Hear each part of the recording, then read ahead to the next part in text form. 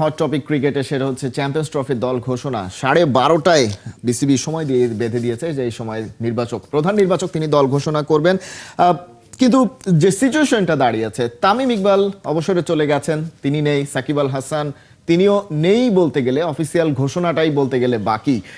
অন্যদিকে লিটন দাস অফ ফর্মে, ক্যাপ্টেন নাজমুল হোসেন শান্ত even বিপিএলেও run পাচ্ছেন না। এই যখন পরিস্থিতি, তখন দল ঘোষণা বা দল গড়াটা চ্যাম্পিয়ন্স ট্রফির মতন বড় আসরে বাংলাদেশের নির্বাচকদের জন্য কতটা চ্যালেঞ্জিং?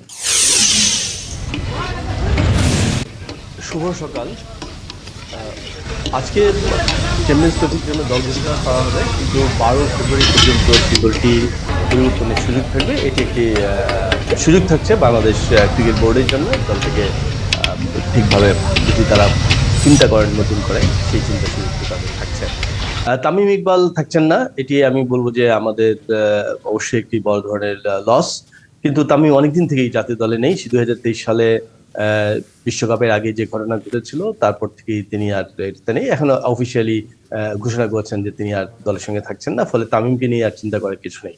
সাকিব আল হাসান আমাদের দলের একজন সম্পদ অবশ্যই, কিন্তু সাম্প্রতিক সময়ে যেটি হয়েছে তার বোলিং অ্যাকশন নিয়ে সমস্যা হয়েছে, এবং এই বোলিং অ্যাকশনের জন্য তিনি আর বোলার হিসেবে দলে থাকতে পারছেন না। তার যে একটা বড় ভূমিকা ছিল সেটি পালন করতে পারবেন না। অনেকদিন থেকে জাতীয় দলের সাথে খেলছেন না, খেলার সুযোগ পাচ্ছেন না। ঘরোয়া ক্রিকেটেও তিনি খেলার সুযোগ পাননি, ফলে সাকিব আল হাসানের না থাকাটাও স্বাভাবিক। আমাদের দলে আমি মনে করি যে আমাদের যে নির্বাচকরা আছেন তারা হয়তো কোনো রিস্কেই যাবেন না, তারা গতানুগতিক দলটি করবেন। সেই ক্ষেত্রে আমাদের যে সিনিয়ররা আছেন, যারা পরীক্ষিত আগে থেকে দলে আছেন, তাদেরকে হতে নেবেন। যেমন ধরেন আপনি তানজিদ হাসান তামিম এখনকার মানে অটোমেটিক চয়েস। তিনি বিপিএলও ভালো করছেন এবং খুব খারাপ করছেন না আন্তর্জাতিক অঙ্গনেও। সেই মিলিয়ে তিনি থাকবেন এখানে। লিটন দাস, তাকে নিয়ে সমস্যা আছে, রান পাচ্ছেন না। একটি ম্যাচে বিপিএল এর মাত্র একটি ম্যাচে তিনি রান পেয়েছেন, 73 রান করেছেন লাস্ট ম্যাচটাতে। সেটি তার একমাত্র মানে পারফরমেন্স সাম্প্রতিক সময়ে, এবং উনি ওয়েস্ট ইন্ডিজ সিরিজেও ভালো করেননি, এবং এই বিপিএল ঘরোয়া ক্রিকেটও ভালো করছেন না। তারপর আমার মনে হয় যে লিটন দাসের উপরেই হয়তো নির্বাচকরা ভরসা করবেন।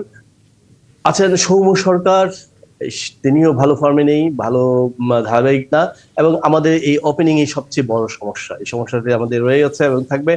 নাজমুল হোসেন শান্ত অধিনায়ক, তারও একই অবস্থা। ফলে আমাদের টপ অর্ডারে যে সমস্যাটা ছিল সেটাকে নিয়ে আমরা কোনো নিশ্চিতভাবে চ্যাম্পিয়ন্স ট্রফিতে যেতে পারবো না। আমাদের মধ্যে আশঙ্কা, শঙ্কা, আমাদের মানে একটি অনিশ্চয়তার মধ্য দিয়ে হয়তো আমাদের দলটি খেলতে নামবে। তারপর মাঠে হয়তো পারফরমেন্স আমরা দেখবো যে কি হচ্ছে।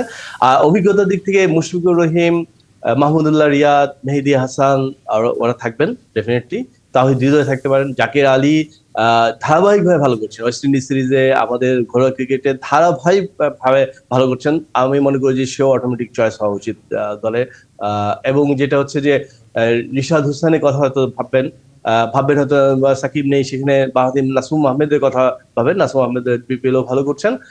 আর আমাদের যেটি যে এখন সবচেয়ে ভালো ফর্মে যেটি আছে আমাদের পেস ডিপার্টমেন্ট, সেই পেস ডিপার্টমেন্টে অনেক পেসার আছেন যারা জাতীয় দলে জিততে পারেন। তবে আমার মনে হয় পাকিস্তানের যে কন্ডিশন, তাদের বাংলাদেশ 4 জন পেসার নিয়ে খেলবে। সেই ক্ষেত্রে ডেফিনেটলি নাহিদ রানা এবং তাসকিন আহমেদ অটোমেটিকলি দলে চান্স পাবেন।